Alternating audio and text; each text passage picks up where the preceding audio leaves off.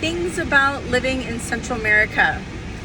When you order certain items, like for instance, Bailey and I are in Starbucks, sometimes you have to come very prepared in your mind about what is it you want to order.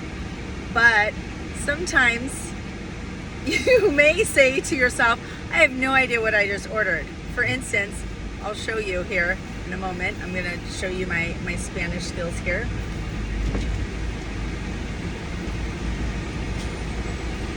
So this is a experience in Starbucks.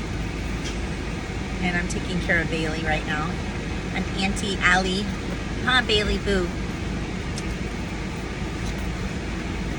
Waiting for the Starbucks.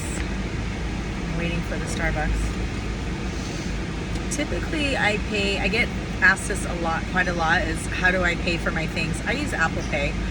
It's just secure, it's on my phone, but because I don't want to stop the video, I'm gonna pay with my regular debit card. I have both.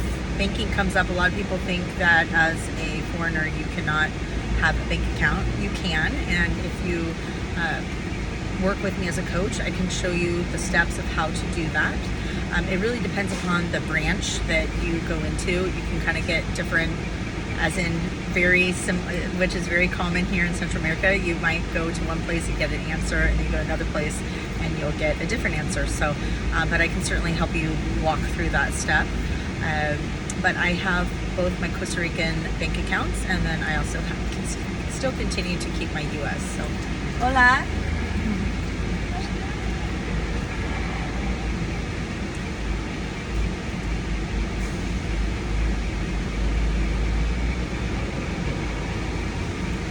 I ordered a hibiscus iced tea with no sugar. Ok, perfecto, gracias. ¿Español? Ya. Gracias. Sí, perdón, es un pococito difícil escuchando usted. Ya. Claro, muchas otras cosas en sonidos. Ah, sí, ya. Muchas gracias. I'll translate she just asked me if I speak English or Spanish. I said Spanish. I tried to speak, even though English is my first language. Muy amable. Gave me a free puppuccino for. Muchas gracias. Sí, por favor.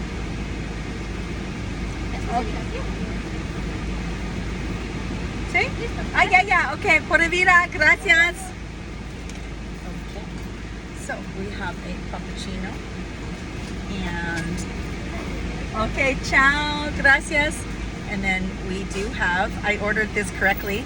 One of the things I'll translate here in a moment, one of the things, that's our conversation that we're having, is she asked me if I prefer to speak English or Spanish, which is very common here in Costa Rica, because here I find in Costa Rica compared to Nicaragua and Panama, English is more widely spoken here amongst Ticos.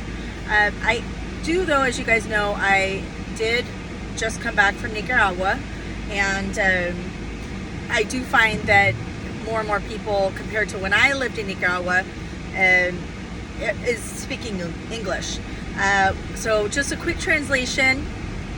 She had asked me if I prefer English or Spanish. I said Spanish. She says, oh, that's so good. That's fantastic. I'm going to park here so I'm not driving and talking at the same time. That's fantastic. I apologized, and I had said that I'm so sorry. It was difficult to hear you. Remember when I started this video, I said sometimes here as a foreigner, you will speak Spanish, but then you may have something inside of you that says, I have no idea what I just ordered. I hope I get the same thing. So success. I ordered a alto, no sugar, hibiscus iced tea. So I ordered this successfully, and then she was so sweet and kind. She said, would you like a puppuccino for Bailey? And then I got myself, this is a little treat that I have here. I did get myself a little cake pop. So I love these. I love to put them in the freezer. and I get to, it's like a little kind of treat. I've been very open since I've lived here in Costa Rica. I've lost 40 pounds. I talk a lot about my health and how much my health and nervous system has improved while being here. That is also one of my whys. I talk about that very openly on our breakthrough calls. I get a lot of questions about healthcare, how healthcare access is here, not only in Costa Rica, but also in Panama and Nicaragua. So I'm happy when you book a call with me. I'm happy to go over all those questions with you. But it's Happy Saturday, and come here, Mr. Poppuccino. He loves these, so he gets spoiled with Auntie. So this is Bailey.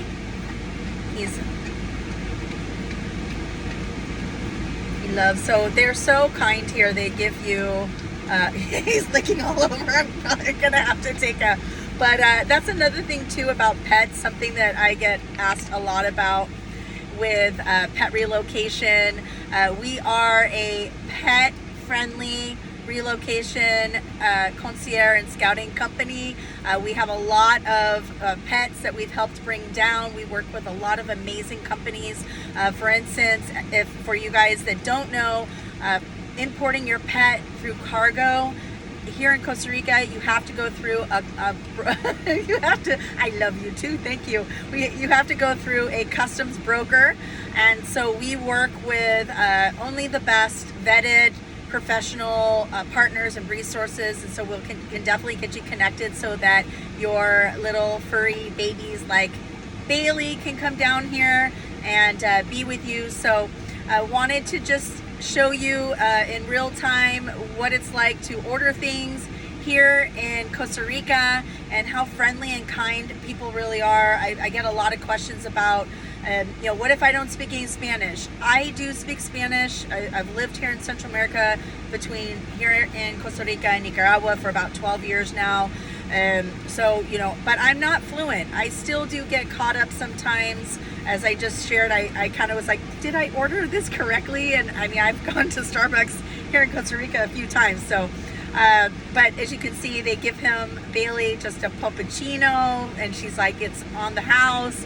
It just goes to show you how just trying, speaking a little and being kind and patient and really having that pura vida mentality, not only here in Costa Rica, but no matter where you go, just showing being openness, being patient, and showing kindness to the people that you're working with, and understanding that they're learning to adjusting to maybe your dialect, or maybe you're stumbling when you're trying to work things through.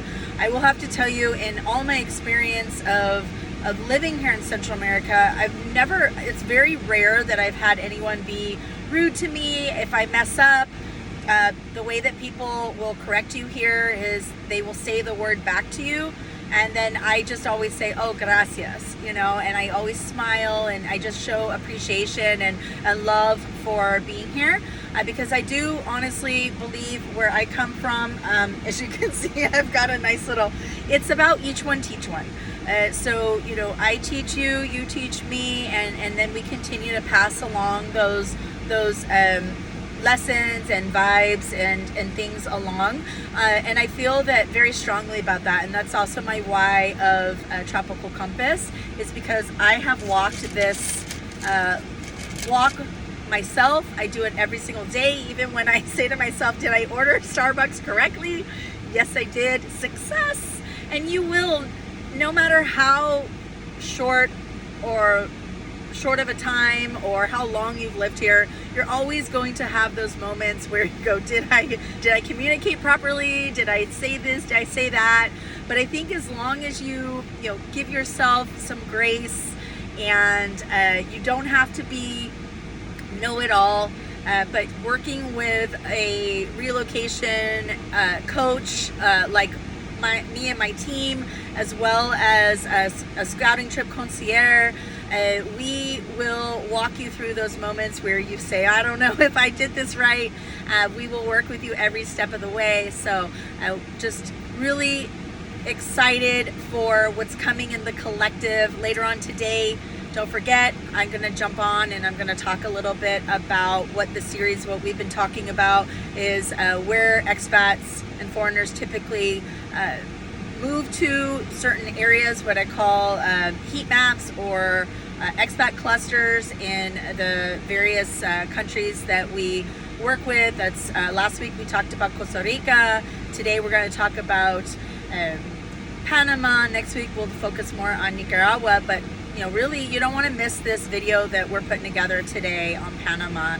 A little bit of a teaser for those that are interested in retiring in Panama. You may not know this, but part of being on the retirement visa in Panama, you get a lot of really nice discounts, whether that's medical care, restaurants, different types of services that you actually get as a retiree on that visa in Panama. You actually get some discounted perks and stuff like that, which is a little bit different.